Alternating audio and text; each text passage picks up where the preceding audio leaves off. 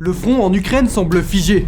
Depuis le début de l'hiver, des combats sanglants font rage dans l'est du pays. Mais le temps est compté. Après le dégel boueux viendra le printemps, propice aux manœuvres d'envergure.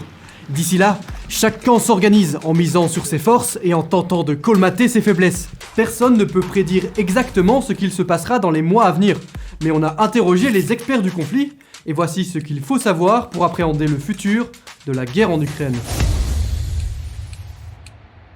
En un an, la situation a bien changé. L'attaque éclair russe sur la capitale Kiev n'a pas fonctionné. Poutine est passé à son plan B et a annexé les 4 oblasts de l'est du pays. Pour parvenir à contrôler ces régions, la Russie mise sur la quantité. Il y a une phrase apocryphe qui est souvent attribuée à Staline, qui est que la quantité est une qualité en soi, et les Russes ont joué là-dessus au niveau de la masse d'hommes qu'ils ont été capables de mettre sur le terrain face aux Ukrainiens. Au moins 300 000 civils russes ont été mobilisés, et le groupe de mercenaires Wagner proche du Kremlin aurait même recruté près de 30 000 prisonniers pour se battre sur le front. Le but, submerger les défenses ukrainiennes et morceler de plus en plus de territoires. Mais cette stratégie est périlleuse. Des dizaines de milliers de soldats inexpérimentés et sous-équipés servent de véritables chairs à canon. En attendant l'arrivée de troupes un peu mieux formées, selon l'armée ukrainienne, on parlerait de 800 morts par jour. Pour les familles et une partie de l'opinion publique russe, ce n'est pas acceptable. Du côté ukrainien, l'heure n'est pas au compromis.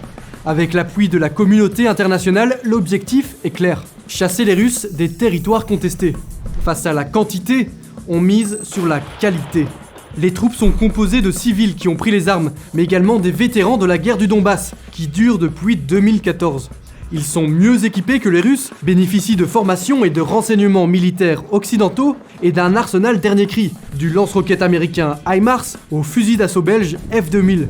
Seul bémol, les ressources commencent à sérieusement manquer.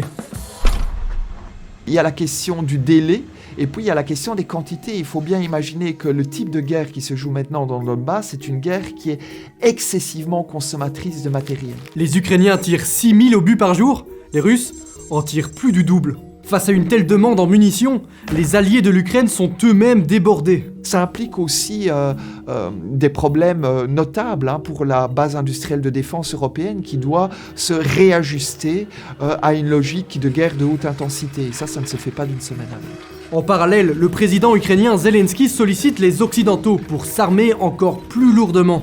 L'Allemagne a récemment autorisé la livraison de ses chars Léopard 2, mais le débat se concentre maintenant sur la livraison d'avions de chasse pour tenir face à l'arsenal russe. Les Russes ont perdu du matériel de pointe au début de la guerre, dont de nombreux chars. Mais ils sont loin d'être les mains vides. Il leur reste encore plein de vieils équipements soviétiques en état de marche.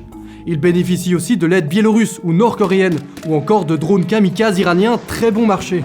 Toutes ces armes sont bien moins performantes et précises que l'équipement occidental, mais tout comme les troupes, leur abondance les rend redoutables. D'autant plus que la Russie mobilise son industrie pour produire suffisamment de munitions, et pour construire des nouveaux chars. Le conflit oppose désormais la quantité et la pression face à la qualité et la précision. À partir de maintenant, rien ne nous permet de prédire la suite.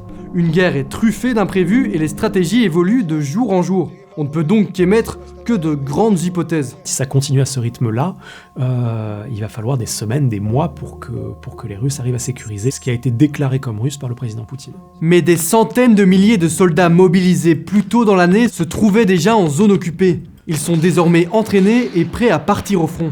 Selon les renseignements occidentaux, le support aérien serait lui aussi prêt au déploiement. La pression générée par cette nouvelle offensive russe devrait donc se renforcer. Les experts n'excluent pas non plus une nouvelle offensive sur Kiev, pour faire diversion et forcer les Ukrainiens à délaisser le front de l'Est. Mais tout n'est pas perdu.